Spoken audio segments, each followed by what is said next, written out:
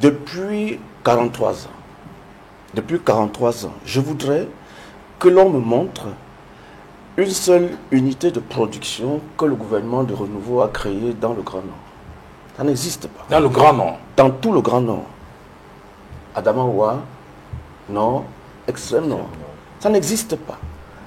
Comment vous faites pour, créer la richesse, créer des emplois, contenir tous ces jeunes-là? Nous, on a 35 000 étudiants à l'université de Maroua. Quand on les forme, ils vont aller où? Quand il n'y a pas de structure capable de les employer. Et ces jeunes vont faire quoi? Il y a un gros problème de chômage, il y a un grand problème de précarité.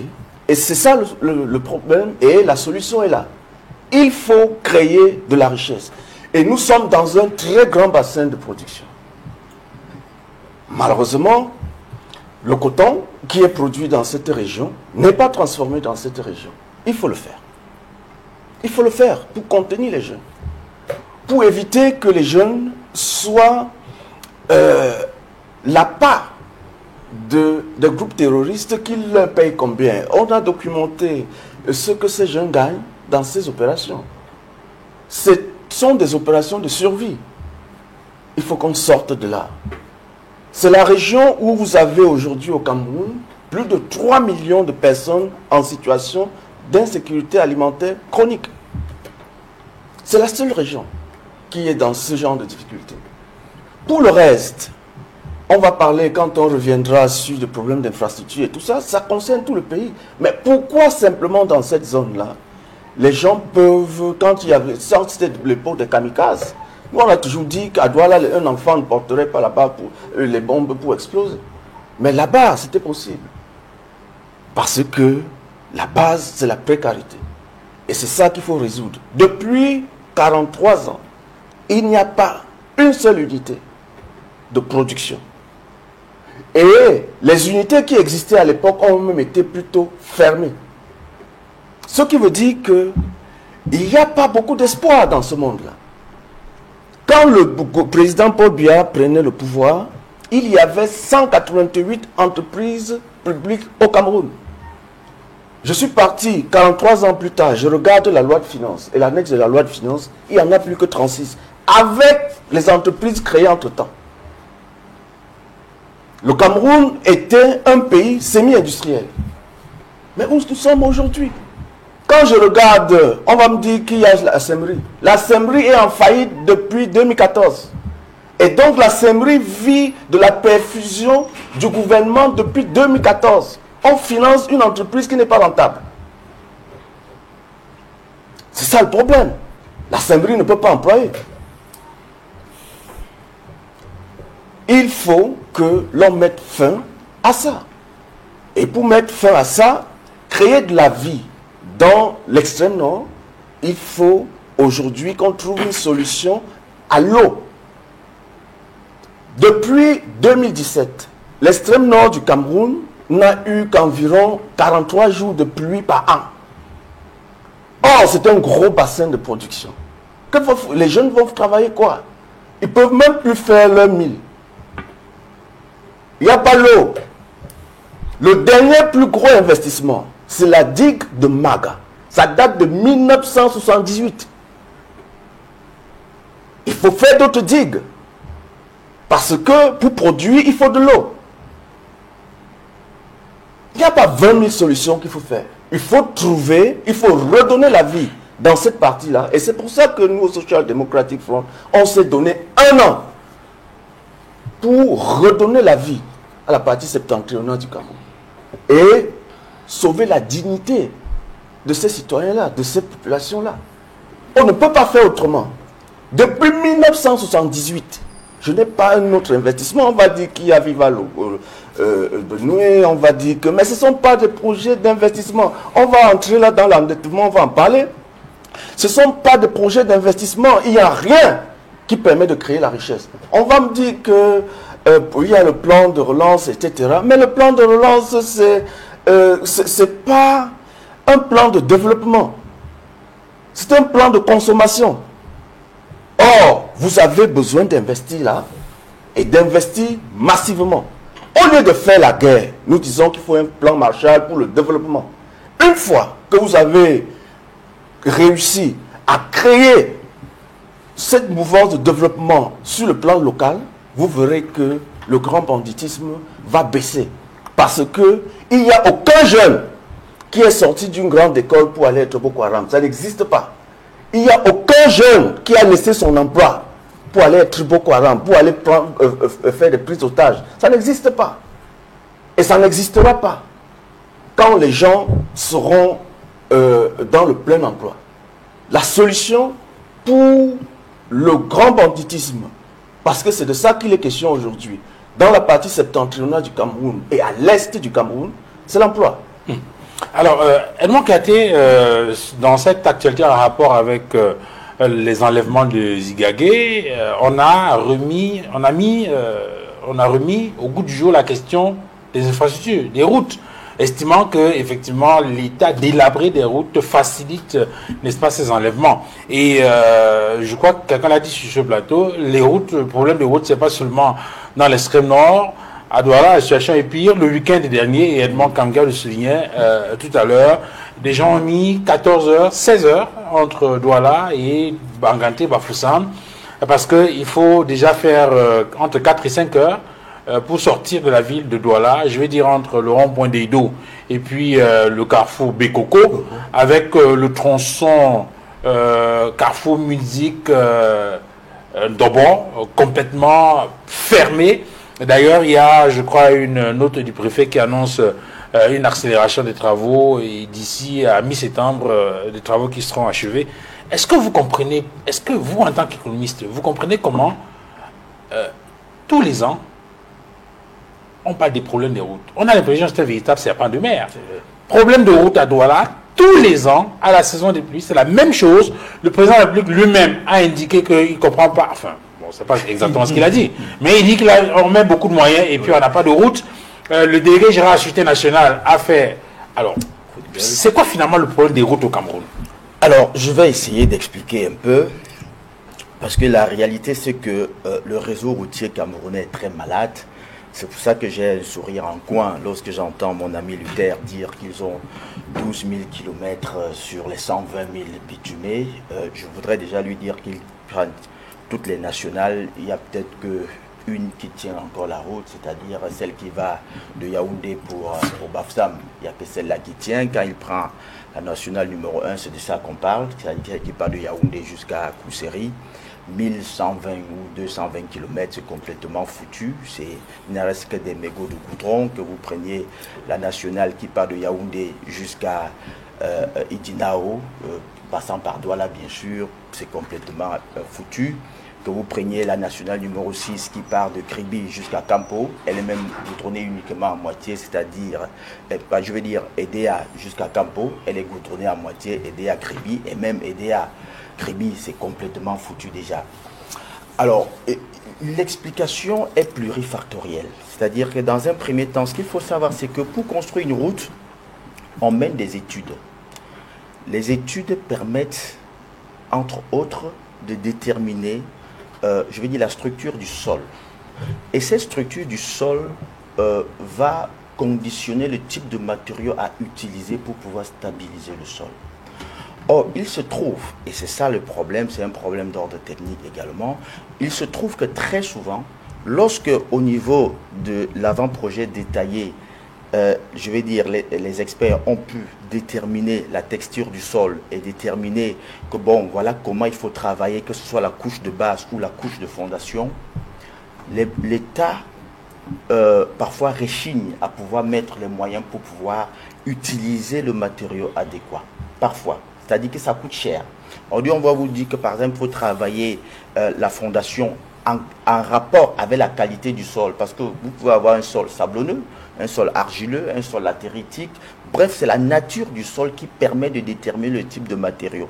Et je vais vous prendre un exemple, ce sera avec la pénétrante ouest. Le prestataire... La pénétrante ouest, c'est Bonabéry. Bonabéry. Ok. Le prestataire, dont je ne veux pas citer le nom, a eu beaucoup de problèmes avec la CUD à l'époque, parce qu'il leur disait, le type de matériau que je dois utiliser pour stabiliser le sol est celui-ci. C'était le matériau de carrière. Or, ça coûte énormément cher. Et le maître d'ouvrage a estimé que c'était trop cher et donc il fallait utiliser en lieu et place de la pozzolane pour pouvoir stabiliser le sol. Et donc, à ce niveau, vous avez un problème parce que si vous ne respectez pas, n'est-ce pas, ce qui a été indiqué dans les études pour pouvoir stabiliser, travailler, que ce soit la couche de fondation ou alors la couche de base, ça va être un problème. Le deuxième facteur, c'est quoi? Duval, pendant longtemps, dans ce pays, l'importation de ce que vous appelez bitume, ce que vous appelez voilà, le bitume, l'importation a été la chasse gardée d'une entreprise étrangère pendant longtemps. Et il se trouve que le bitume est de plusieurs grades, de plusieurs qualités. Ça va de 60 à 90. Pour les ingénieurs, ils comprendront de quoi je parle. Et cette société étrangère a inondé le marché camerounais avec une très mauvaise qualité, c'est-à-dire ce qui est considéré comme déchet à l'extérieur. C'est ça que cette société a importé, a imposé ici pour la construction des routes. Cette qualité-là, généralement, c'est utilisé pour des petites pistes de champ et ce n'est pas pour des grandes infrastructures. Et moi, je vous arrête une minute, j'espère que vous n'avez pas perdu de fil. Oui. Donc, vous dites que le matériau utilisé pour faire les routes est de mauvaise qualité. Et de mauvaise qualité. Il n'y a pas d'ingénieur au Cameroun pour savoir que alors, si vous me permettez, vous allez comprendre le développement. Je suis en train de vous dire que pendant longtemps, le type de bitume importé dans ce pays était de très mauvaise qualité. Et là, je mets à l'index, je mets à défi l'ordre des ingénieurs que chaque fois, je les tense, je les prends à part. Je leur dis, votre mutisme devant ce qui se passe dans ce pays n'est pas simplement bon. Quand on dit ordre national des ingénieurs dans un pays, c'est pour prendre position sur un ensemble de questions d'ingénierie, justement. Mais on ne les entend jamais. Vous êtes en train de parler, n'est-ce pas, de tous ces problèmes de route-là. C'est le GECAM qui fait une sortie. Ce n'est pas le GECAM qui devrait faire une sortie, tout simplement. C'est d'abord l'ordre des ingénieurs qui devrait poser le problème, expliquer le phénomène. Et donc, à ce niveau-là également, vous avez une piètre qualité, n'est-ce pas, de bitume qui a été importé pendant longtemps et qui fait en sorte que pendant que vous êtes en train d'utiliser, je vais dire de bitumer la route devant, derrière ça se détériore. Vous n'avez qu'à prendre, que ce soit la pénétrante ouest. Aujourd'hui, la deuxième phase de la pénétrante est encore en construction, que la première phase, qui n'est même pas encore livrée, est complètement abîmée. Vous prenez même la pénétrante ouest également, vous allez vous rendre compte que si vous prenez tous les sens giratoires, c'est complètement abîmé. Donc, il y a cet autre problème. Et là, je dois dire que vous avez bien fait de mentionner. Pourquoi est-ce qu'ils ont réussi à faire ça? Vous savez qu'on a un problème chez nous. Il y a un problème de corruption chez nous, de la qualité de gouvernance chez nous, qui fait en sorte que des gens peuvent se permettre de faire un ensemble de choses et payer l'autorité, saper l'autorité, n'est-ce pas, de contrôle, tout simplement par des moyens, je vais dire, de soudoiement. Mais pourtant, on voit souvent le ministre des Travaux publics, l'ingénieur de l'État, sur les chantiers, tenser ces entreprises-là, menacer parfois de retirer les marchés. D'ailleurs, on a vu parfois Mondo Vision dire que là, ça ne marche pas, on va recommencer avec notre structure et tout ça. Mais pourquoi, malgré toutes ces mises en garde, on n'a pas le sentiment que ça bouge?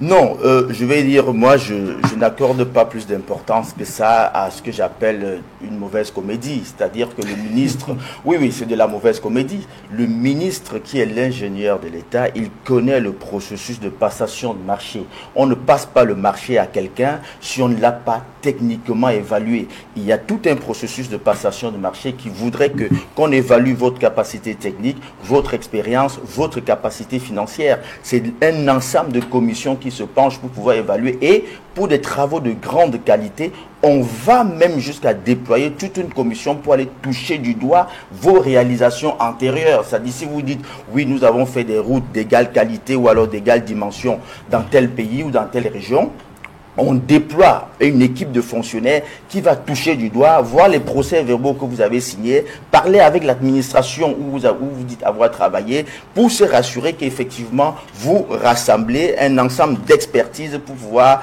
n'est-ce pas, prendre les travaux qui vont vous être confiés. Donc, moi, je ne vais pas donner plus d'importance que ça à ce que j'appelle une mauvaise comédie du ministre. Et donc, ce que je vais dire, c'est que pour finir, il y a beaucoup de facteurs qui expliquent n'est-ce pas, je vais dire, la mauvaise qualité. Et pour finir, Duval, ce qu'il faut savoir, c'est qu'une infrastructure, même quand elle est construite dans les règles de l'art, c'est-à-dire avec le respect et des normes et de la qualité de matériaux à utiliser, c'est une infrastructure qui est soumise à détérioration pour plusieurs raisons. Et donc, l'aspect maintenant suivi et entretien devrait être de mise si vous voulez garder votre route. C'est-à-dire que vous ne devez pas attendre lorsqu'il y a des fissurations, que ce soit par le bas ou alors par le haut. Dès qu'il y a la première fissuration, vous n'attendez pas que le ravin se creuse. Vous mettez en place... C'est la question que j'avais vous poser, c'est-à-dire que faire proposer des solutions. Oui, vous mettez en place... Parce qu'il faut identifier... Parce que quand vous avez dit tout à l'heure que il y a beaucoup de facteurs. Bon, quand on dit beaucoup de facteurs, ça effraie tout le monde. Oui. Parce qu'on se dit, au finish, ça veut dire qu'il n'y a rien à faire. Non, il y a des choses il faut identifier peut-être 2 facteurs majeurs. Oui, et là, vous avez évoqué la question de la corruption. La corruption. Vous avez évoqué la question de l'inertie, du laxisme. Tout à fait. Et on attend que ça s'aggrave. Tout à fait. Et puis, après, on cherche des solutions. Puis, quand ça s'aggrave, comme vous voyez, des gros ravins, le carrefour Midzik. Ça, c'est au moins la 5e année qu'on se plaint du carrefour Midzik. C'est pas aujourd'hui. Mais, Edmond, est-ce que vous êtes en train de dire que les pays où on n'a pas les budgets comme les nôtres ne peuvent pas avoir de route? Non, ce n'est pas ce que j'ai dit. Déjà, pour... quand on dit que ça coûte cher le bon matériel, on a le sentiment non, qu'on j'ai n'a pas les jamais dit moyens. que ça coûtait cher. J'ai jamais dit que le bon matériel... Par exemple, je suis en train de dire ceci. Si vous constatez qu'un sol est très mauvais et qu'il faut le stabiliser avec du matériau de carrière, c'est-à-dire par exemple les graviers, en lieu et place des pozzolans, vous mettez tout simplement l'argent pour stabiliser. Généralement, c'est pas tout le linéaire. C'est des parties précises. Alors, Edmond Kamga, vous qui avez le sens de la synthèse, quand vous écoutez Edmond Kouyaté, qu'est-ce qu'il faut retenir finalement? Le problème des routes au Cameroun, donc, c'est quoi? S'il faut retenir quelque chose, je pense qu'il a apporté beaucoup d'explications. Ouais. Beaucoup d'explications techniques. Beaucoup d'explications même managériales. Parce que les gens qui nous regardent se disent, le week-end dernier, on est resté 16h, 18h sur la route. C'était le week-end de la fête du 15 août. Oui. C'est une fête chrétienne catholique. Oui. Et il y a des gens qui sont le jeudi. 2 jours. Le jeudi avant le 15, Oui. à 4h, on signale les embouteillages à Bonabéry. C'est-à-dire le jeudi, la veille de la À fête. 4h du matin. 4h du matin, on signale les embouteillages à Bonabéry. Et les gens sont restés dans ces embouteillages à Bonabéry jusqu'à certains 11h, 12h. Oui. Pour arriver à l'ouest à 17h, 18h. Ouais. Au point où ce week-end, ceux qui avaient des activités dans cette partie du pays ont dit vraiment, on ne veut pas courir le même risque. Ça va durer combien de temps? Oui, je disais tantôt des problèmes techniques, des problèmes qui tiennent compte du management. Et surtout, les problèmes périphériques, la corruption. Moi, je pense que sur cette question-là, c'est une des questions majeures qui devrait être imposée dans les débats sur le bilan de Paul Biya au cours du dernier septennat et même au cours des 3 derniers septennats. Les grandes ambitions, les grandes opportunités, les grandes réalisations. Parce que si vous faites le point sur chacun des objectifs, des slogans avancés, vous vous rendrez compte que tout ce qui a été annoncé n'a pas été effectivement réalisé dans les délais attendus.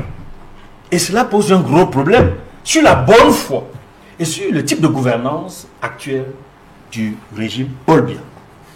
Je voudrais simplement dire que le ministre des Travaux actuel, je ne peux pas dire qu'il fait de son mieux. Non, il ne fait pas de son mieux. Il donne le sentiment de faire ce qu'il a à faire. Mais malheureusement, même lorsqu'il fait des annonces, des grandes annonces, même lorsqu'il descend sur le terrain, chaque fois qu'il descend sur le terrain, il fait ce que mon homonyme a appelé une mauvaise comédie. Je partage ce qu'il a dit. C'est une mauvaise comédie. Parce que vous ne pouvez pas venir sur le terrain, voir des gens qui travaillent et leur poser la question de savoir, vous avez travaillé où avant? Oui, Comment vous avez obtenu le marché? Oui, mais le dire ainsi. C'est pas en route. Oui, mais le dire ainsi, c'est irrévérencieux de la part d'un membre du gouvernement. Il a fait. Ministre. Il a fait plusieurs fois. Quand il dit mauvaise comédie, ça est quand même de quelqu'un qui détient un portefeuille au gouvernement. Vous ne pouvez pas dire que le ministre des Travaux publics est un comédien, si c'est ce que vous voulez insinuer. Edmond Kamga, il s'agit quand même d'un membre du gouvernement.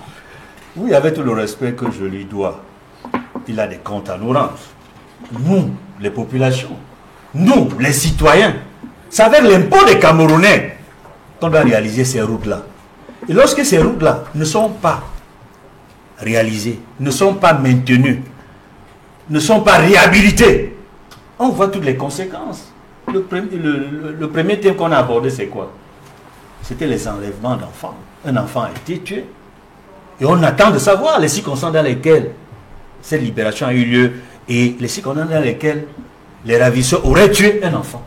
Ça, on attend la réponse du gouvernement. Sur les routes, nous pensons qu'il faudrait peut-être, dans ce gouvernement, on a l'habitude des états généraux. La dernière fois, c'était les états généraux de la poubelle. Peut-être qu'il nous faut des états généraux des routes au Cameroun. Je pense que c'est même plus important que les poubelles. États généraux des routes au Cameroun. Qu'on fasse le bilan. Je pense que le diagnostic a été suffisamment fait par les experts. Mais il faudrait encore que les experts renforcent ce diagnostic pour permettre de trouver des solutions idoines, adéquates, pour que l'on ne vive plus ce qu'on vit à l'intérieur du pays. C'est-à-dire, il n'y a véritablement pas de route qui fonctionne normalement au Cameroun. Alors, en dehors de l'axe, voilà, à Yaoundé, Bafoussam. Quand vous demandez les états généraux, c'est que vous êtes donc convaincu qu'avec les états généraux, la situation va s'arranger, c'est ça? Nous espérons. Puisque après les états généraux des poubelles, elles ont disparu? Non, les poubelles n'ont pas disparu. Je vous rappelle qu'en 95 ou 98, je ne sais plus très bien, il y a eu des états généraux de l'éducation. Et l'une des résolutions qui avait été prise, et entre qui vient suppression du probatoire. La suppression du probatoire. Oui. Qui existe toujours. Bon, alors dans vos états généraux, là, je ne sais pas. Alors, Adel Diameka, dites-nous, la question des routes est une question importante au regard de l'impact que cela a sur l'économie d'un pays. Tout à l'heure, Raymond Kouyaté parlait de la dégradation de l'axe entre Mora et Koussiri. Maintenant, on parle de la dégradation de la voirie urbaine, c'est-à-dire dans la ville de Douala. Et on parle maintenant des pénétrantes est et ouest qui ont un problème. Et on sait que ce sont des voies qui sont régulièrement empruntées par les transporteurs qui font le corridor Douala, Bangui, Douala, Djamena, etc. Et même sur la route du sud-ouest et bien d'autres. Et c'est une question qui a d'ailleurs été soulignée par le GECAM dans sa récente sortie. Le président du GECAM écrit l'échéance électorale en vue est importante et le mouvement politique l'est encore plus pour la nation, sans prétendre s'immiscer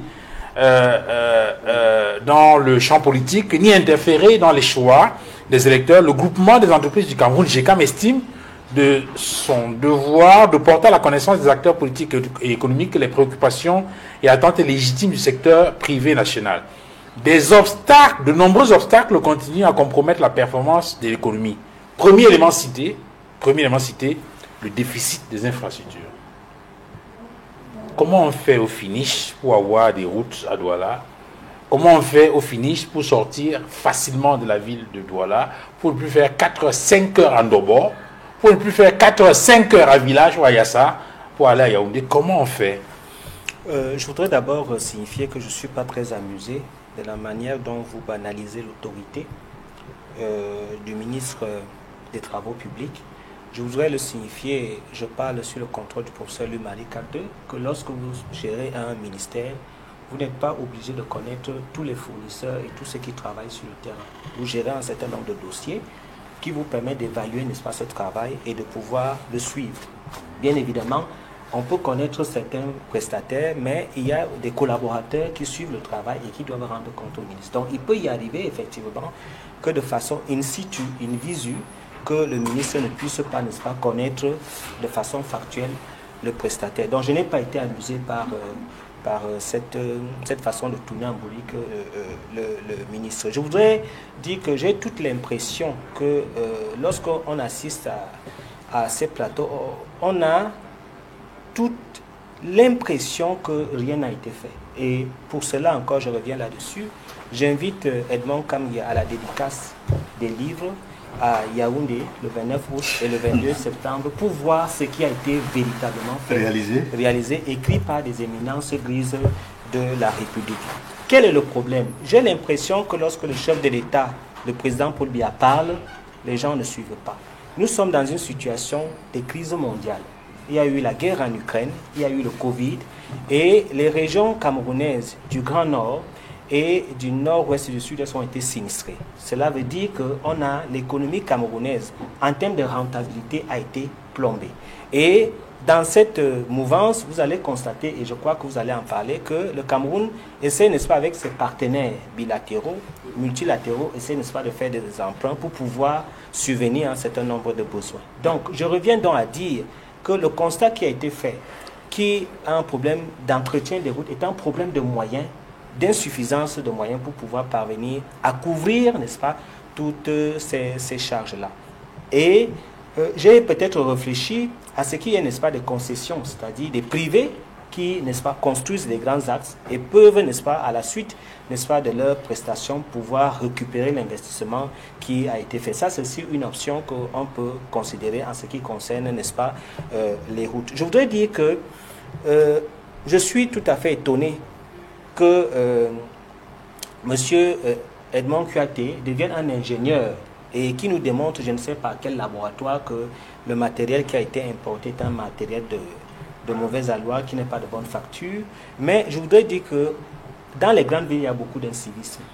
Il y a beaucoup d'incivisme parce qu'il y a une sorte de désordre urbain qui amène à ce qu'on puisse boucher les drains, n'est-ce pas, les canalisations des eaux, et qui se déversent dans la chaussée. Et ce qui crée notamment des nids de poules partout et qui crée, n'est-ce pas, une sorte de dégradation généralisée. Et moi, je me dis, l'une des solutions serait aussi le civisme des Camerounais dans l'entretien des infrastructures. Vous allez voir, chaque année... Les Camerounais sont des délinquants. Non, c'est pas ce que je veux dire. C'est pas ce que je veux dire. Je dis, dans l'entretien, il y a une culture de développement, monsieur Duval Fangwa. Il y a une culture du gouvernement. Il y a une culture de modernisme qui doit s'appliquer. Et cette culture-là, il faudrait que les Camerounais la prennent, c'est-à-dire respecter, n'est-ce pas, les infrastructures. Vous pouvez aller au niveau de la douche. Et même dans certains tronçons, vous allez voir que tous les garde-fous ont été vandalisés.